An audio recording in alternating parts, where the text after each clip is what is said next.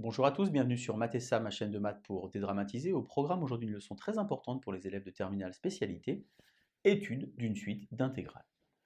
Pourquoi cette leçon est si importante? Car finalement c'est une leçon transversale qui mêle deux chapitres, le chapitre sur les intégrales mais également le chapitre sur les suites numériques que l'on a vu au début de l'année. On a donc ici pour tout n qui appartient à grand N, In égale l'intégrale de 0 à 1 de x puissance n e de moins x dx. Première remarque fondamentale, une intégrale est un nombre, ça veut donc dire que In est une suite numérique, et on va donc tenter d'appliquer tous les théorèmes du cours que l'on connaît. On va pour cela d'abord déterminer les variations de la suite, tenter de prouver la convergence de In, et enfin trouver sa limite si elle existe. On va donc évaluer déjà la valeur du premier terme, puisque In est défini pour tout n qui appartient à grand N, on va donc calculer I0, donc l'intégrale de 0 à 1 de e de moins x dx.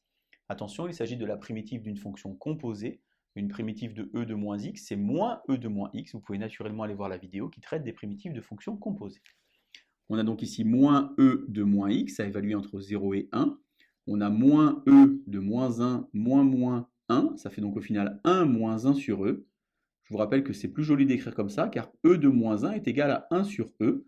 L'intérêt, c'est que, puisque e vaut environ 2,718, eh bien ce nombre ici est plus petit que 1, et donc I0, le premier terme de ma suite IN, est un nombre positif.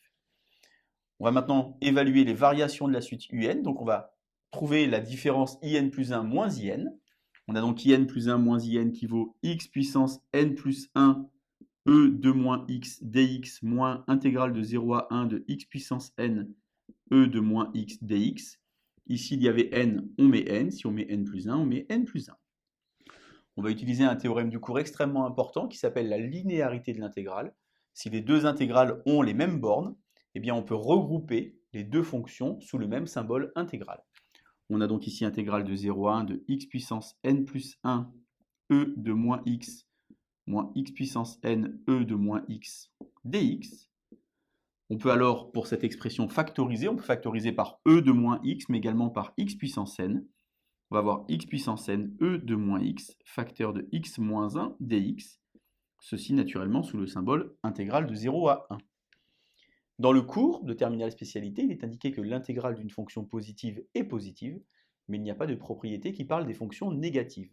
Cette fonction qui est ici est une fonction négative car x moins 1, lorsque x vit entre 0 et 1, est un nombre négatif, tandis que x puissance n et e de moins x sont eux positifs. On va donc une nouvelle fois utiliser la linéarité de l'intégrale. On va factoriser ici par moins 1, que l'on va pouvoir sortir du symbole intégral en mettant moins x puissance n e de moins x, facteur de 1 moins x dx. L'intérêt d'avoir fait ça, c'est que maintenant, la fonction qui est ici à intégrer est une fonction positive sur 0, 1. On a donc moins l'intégrale d'une fonction positive. On a ici un nombre au final qui est négatif. On peut donc dire que in plus 1 moins in est inférieur ou égal à 0, ce qui permet donc d'affirmer que la suite in est décroissante. J'ai donc évalué tout à l'heure le premier terme, j'ai évalué les variations de la suite in, je vais maintenant m'intéresser à la convergence. Alors pour tout n qui appartient à grand N, x associe x puissance n e de moins x est une fonction positive sur 0, 1. Ça veut donc dire que in est l'intégrale d'une fonction positive, et donc pour tout n qui appartient à grand N, in est supérieur ou égal à 0. On vient de voir ici à l'instant que in était décroissante.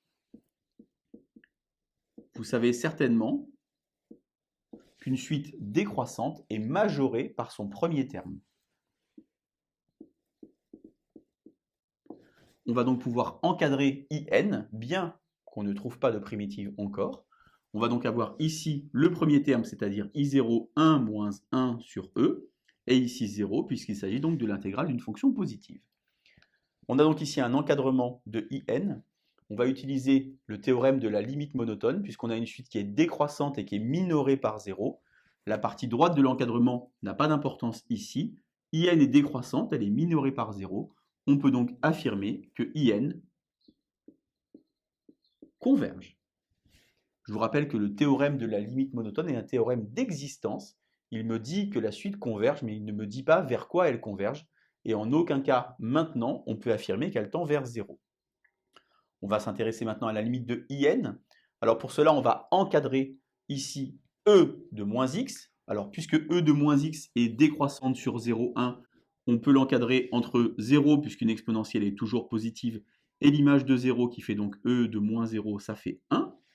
Je peux multiplier alors par x puissance n les membres de cet encadrement, puisque x puissance n sur 0,1 est un nombre positif. On a ici 0 et ici x puissance n.